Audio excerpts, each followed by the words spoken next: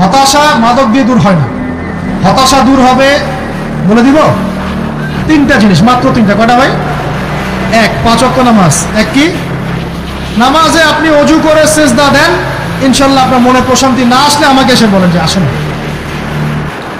চোখের পানি, মনের আবেগ যা আছে আপনার ভিতরে, কষ্ট, দুঃখ, যন্ত্রণা, সব আল্লাহকে ঢেলে দিবেন ইনশাল্লাহ। নিজের আবেগ ধরে রাখবেন এখানে, আপনি আল্লাহর জন্য ঢেলে দিবেন। মানুষকে আবেগ দেখে কি না? মানুষ আপনার চোখের পানির মর্ম বুঝবে? মানুষ কি মানুষের চোখের পানির মর্ম বুঝে? আপনার পিতা যদি মারা যায়, আমার কাছে এসে দোয়া চান, কান্নাকাটি করে, আমি দোয়া করতে পারবো, কিন্তু আমি কিন্তু আপনার ফিলিংসটা বুঝতে পারবো না। আপনার অনুভূতি কে বুঝতে পারবেন? আল্লাহ পাক আপনার ঘাড়ের রগের চেয়েও কাছে আছে। সুবহানাল্লাহ, সুবহানাল্লাহ, আল্লাহ পাক ঘাড়ের রগের চেয়ে কাছে আছে। গতকালকে বাংলাদেশের একজন বরেণ্য আলেমের সাথে একটা কনফারেন্সে ছিলাম। উনি বলছিলেন যে এক ব্যক্তি, এটা শোনেন, এক ব্যক্তি খুব তার শখ যে তিনি সাহাবীদের মতো নামাজ পড়া শিখবেন। কথা বুঝতে পারছেন? সাহাবীদের মতো নামাজ শিখবেন।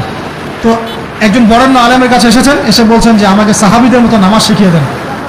তখন সেই আলেম আরেকজন আলেমের সন্ধান দিয়েছেন, যে তুমি তার কাছে যাও, তিনি শেখাবেন।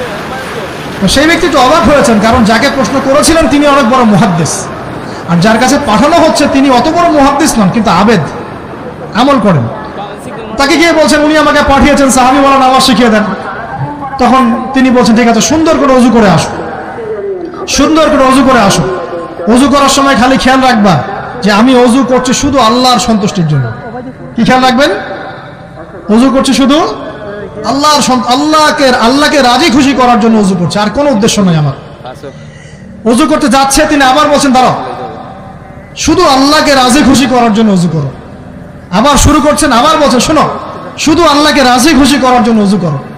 এভাবে বলতেই আছেন, নামাজে দাঁড়িয়েছেন, দাঁড়ানোর আগে বলছেন শোনো, শুধু আল্লাহকে রাজি খুশি করার জন্য নামাজ পড়ো।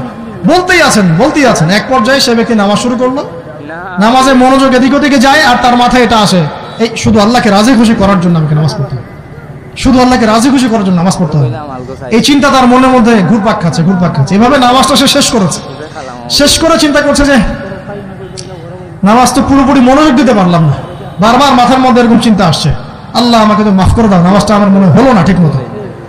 তখন সে ফিরে এসে তার সে ওস্তাদকে বলছেন আমার তো নামাজ এরকম করে পড়লাম, কিন্তু শেষমেশ মনে হলো যে নামাজটা হয়তো কবুল হয় নাই, আল্লাহর কাছে খুব মাফ চাইলাম, আল্লাহ আমাকে মাফ করে দাও, নামাজটা মনে হলো না।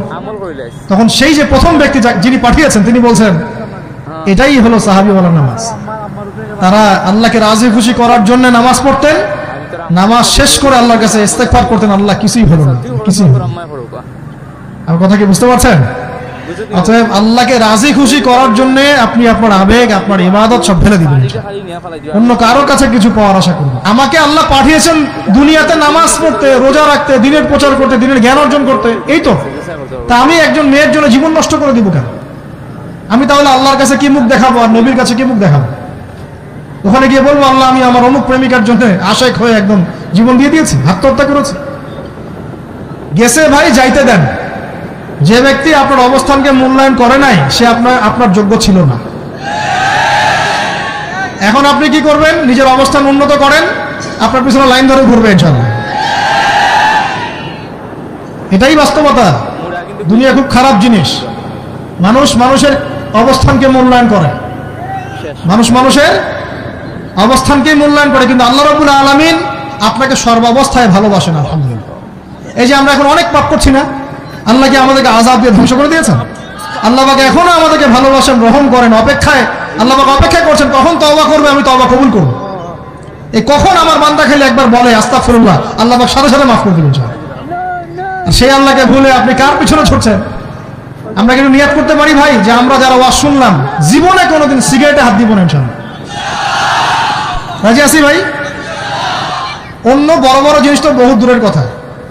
আচ্ছা, অনেকে রাজি হয় নাই কেন? আপনারা কি অলরেডি আসক্ত? আমি অনেক ভাইকে দেখেছি মাশাআল্লাহ ইফতার খুলেই একদম ব্যঞ্জন টানা শুরু করে। হ্যাঁ, এটা যে হারাম আপনাদের কেউ ওয়াজ করে শোনায় নাই? এটাকে কি মনে করেন আপনারা, হারাম না হালাল? কেউ বলেছে মাকরুহ, নাকি মাকরুহ ফতোয়া দিয়েছে?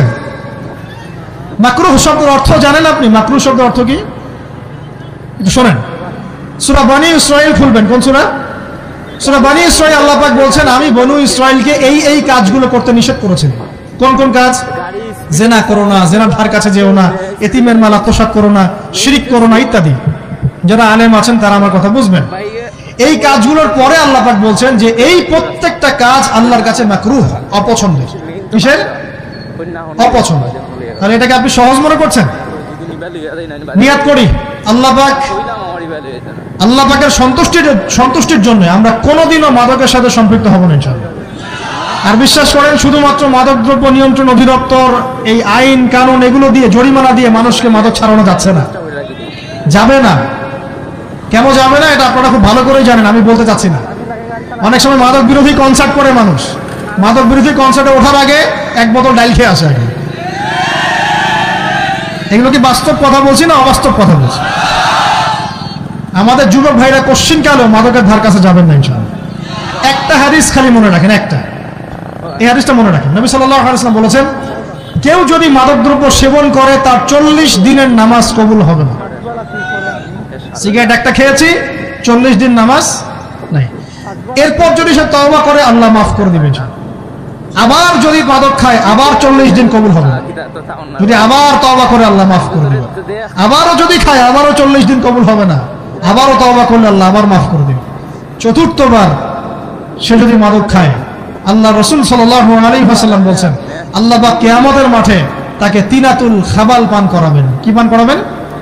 তিনাতুল খাবাল। সাহাবীরা বললেন ইয়া রাসূলুল্লাহ এটা কি? তিনাতুল খাবাল কি? নবী সাল্লাল্লাহু আলাইহি ওয়াসাল্লাম বলেন এটা হচ্ছে জাহান্নামীদেরকে আযাব দেওয়ার পর তাদের রক্ত মাংসের যে পুঁজ বের হবে, এই যে ড্রিঙ্কস, জাহান্নামের হার্ড ড্রিঙ্কস, এই ড্রিঙ্কস এর নাম হলো তিনাতুল খাবাল। আল্লাহ পাক আমাদের সবাইকে মাদক থেকে বাঁচিয়ে রাখুন। কোন হচ্ছে কোরআন তেলাওয়াত। যে ব্যক্তি কোরআন তেলাওয়াত করতে পারে নিয়মিত, তার মনের মধ্যে এই হতাশা, এই ভীরুতা, এই কাপুরুষতা কিচ্ছু আসবে না ইনশাআল্লাহ। আমি গ্যারান্টি দিচ্ছি আপনাকে, হতাশা আসবেই না আপনার মনে যদি আপনি কোরআন বুঝতে পারেন। কোরআনের একটা আয়াত নিয়ে কোনো কোনো সময় দেখা যায় 2-3 ঘন্টা সময় পার হয়ে যাচ্ছে, আয়াতটা ছেড়ে সামনে যেতে পারছি না। কোরআনের ভিতরে ঢুকলে আপনি দুনিয়ায় ভুলে যাবেন কি হচ্ছে আশপাশে। আমি এমন অনেক আলেমকে দেখেছি যে একটা বই, পাতলা একটা বই, আরবি বই নিয়ে পড়া শুরু করেছেন, যে ফজরের পরে জোহরের ওয়াক্ত হয়ে যাচ্ছে, বইটাই শেষ করতে পারেননি। বুঝতে পারবেন না, যখন আপনি ইলমের ভিতরে ঢুকে যাবেন, কোরআনের ভিতরে, হাদিসের ভিতরে, আপনার দুনিয়ার খেয়ালই নাই। একজন আলেম তিনি এক রাত্রে একটা বই লিখেছিলেন, চটি বই, এক রাত্রের মধ্যে। বলা হচ্ছে তার সম্পর্কে বলা হচ্ছে যে রাতের খাবার তাকে দেয়া হয়েছে যে আপনি এটা খেয়ে নেন। খাবারটা পাশেই আছে, খাবারটা পাশেই আছে, খাবারটা খাবো, এটা লিখে খাবারটা খাবো, এরকম তার চিন্তা ছিল। ফজর হয়ে গেছে, বই লেখাও শেষ, খাবার এই অবস্থায় পড়ে আছে, ডুবে গেছেন ভিতরে, খাওয়ার মাথায় খেয়াল নাই। এরকম হয়। একজন মনীষী, বিখ্যাত মনীষী, রিয়াদুস সালেহিন কিতাবের রাইটার, সংকলক আল্লামা নববী রাহিমাহুল্লাহ, এরকম সারা রাত চলে গেছে, পাশে 2টা খেজুর, ওই 2টা খেজুর খাওয়ারই সময় পান। হাদিস নিয়ে গবেষণা করতে করতে করতে করতে রাত পার হয়ে গেছে। আমি বলতে চাচ্ছি যখন ইলমের ভিতরে, কোরআন হাদিসের ভিতরে ঢুকে যাবেন, আপনার দুনিয়ার খেয়াল আপনার চলে যাবেন সব।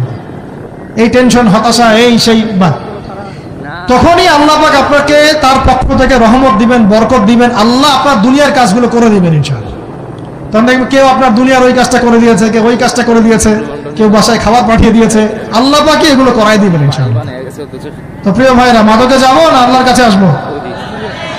2 নাম্বার কোরআন তেলাওয়াত, 3 নাম্বার আল্লাহর জিকির। 3 নাম্বার কি ভাই? আল্লাহর জিকির। চলতে ফিরতে সব সময় মুখ চলতে থাকবে, মুখ না চললেও মনে মনে মন তাজা থাকবে, মনে মনে জিকির হতে থাকবে। মনে মনে জিকির করতে পারেন? মুখ নড়বে না, কিন্তু মনে মনে আপনার একটা জিকির হতে থাকবে। সুবহানাল্লাহ, আলহামদুলিল্লাহ, লা ইলাহা ইল্লাল্লাহ, আল্লাহু আকবার। পারা যাবে?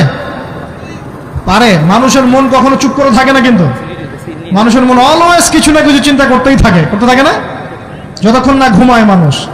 তো প্রিয় ভাইরা, বেশি বেশি জিকির করব, সুবহানাল্লাহ, আলহামদুলিল্লাহ, লা ইলাহা ইল্লাল্লাহ, আল্লাহু আকবার, লা হাওলা ওয়ালা কুওয়াতা ইল্লা বিল্লাহ, এগুলো চলতে থাকবে। আল্লাহ পাক তৌফিক দান করুন।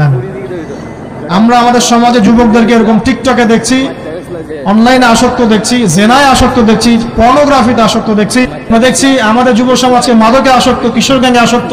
এইগুলো কি আমাদের কাম্য ছিল ভাই? আমাদের কাম্য ছিল? এই অবস্থায় কি যুব সমাজ আল্লাহ পাকের দ্বীনের পতাকা হাতে নিয়ে আল্লাহর জমিনে দিন কায়েম করতে পারবে কিনা একটু আমাকে উত্তর দেন দেখি। এখন এই অবস্থায় পারবে? অতএব অবস্থার উন্নতি করতে হবে কিনা? উন্নতির জন্য রাজি আছে কিনা ইনশাআল্লাহ? আমরা চাই কি আল্লাহ পাকের দিনটা আল্লাহর জমিনে প্রতিষ্ঠা লাভ করুক, আল্লাহর দিন সবার ঘরে ঘরে পৌঁছে যাক। আল্লাহ পাকের দিনের যে সৌন্দর্য সবাই সেটাই, এই সৌরভটা সবাই পাক, আমরা চাই কিনা? সমাজে শান্তি প্রতিষ্ঠা হোক, আবার সেই রাসূলের মতো যুগ চলে আসুক, আমরা চাই কিনা? অতএব আমাদের সবাইকে যৌবনের এই প্রলোভনগুলো থেকে বেরিয়ে এসে আল্লাহ পাকের ইবাদতে আত্মনিয়োগ করতে হবে। আল্লাহ পাক আমাদের সবাইকে তৌফিক দান করুন, বলি আমিন। আমাদের সবাইকে আল্লাহ রাব্বুল আলামিন কুরআন এবং হাদিসের গভীর জ্ঞান অর্জন করার তৌফিক দান করুন, বেশি থেকে বেশি ইবাদত করার তৌফিক দান করুন। আল্লাহ পাক সবাইকে হারাম সমস্ত রিজিক থেকে বাঁচিয়ে রাখুন, জিনা, ব্যভিচার এবং নারীর ফিতনা, মাদক থেকে আল্লাহ বাঁচিয়ে রাখুন। আল্লাহ পাক আমাদের সবাইকে হালাল রিজিক, হালাল সম্পর্ক যথেষ্ট করে দিন। আল্লাহ পাক আমাদের সবাইকে যেন দিনের দাওয়াতের মেহনত করার তৌফিক দান করেন এবং আলেম ওলামার সাথে পরামর্শ করে দিন শেখার এবং বোঝার তৌফিক দান করেন। যুবতী দিনী বোনদের জন্য, এখানে বোনরা আছেন না? আছেন কি না? দিনী বোনরা আছেন? একটা নসিহত দিনী বোনদের জন্য আমি একটা নসিহত করতে চাচ্ছি, একটা নসিহত। আমার এই একটা নসিহত একটু মন দিয়ে শুনুন প্রিয় দিনী বোন। রাসূলুল্লাহ সাল্লাল্লাহু আলাইহি ওয়াসাল্লাম আমাদের দিনী বোনদের জন্য জান্নাতে যাওয়ার একটা ফর্মুলা বলে দিয়েছেন। আমি কি বলবো সেটা? আচ্ছা, রাসূলুল্লাহ সাল্লাল্লাহু আলাইহি ওয়াসাল্লাম বলেছেন আমাদের দিনী বোনেরা, আমাদের মায়েরা, এই নারী জাতি মাত্র 4টা কাজ করলে জান্নাতের যে কোনো দরজার ইচ্ছা প্রবেশ করতে পারবেন। খুশি হন নাই? কয়টা কাজ? মাত্র 4টা। এক, যদি আমাদের দিনী বোনেরা 5 ওয়াক্ত নামাজটা ওয়াক্ত মতো পড়ে, আল্লাহ পাক তৌফিক দান করুন, বলি আমিন। 2 নম্বর, যদি তারা রমাদান মাসের রোজাটাকে ঠিক মতো আদায় করতে পারে।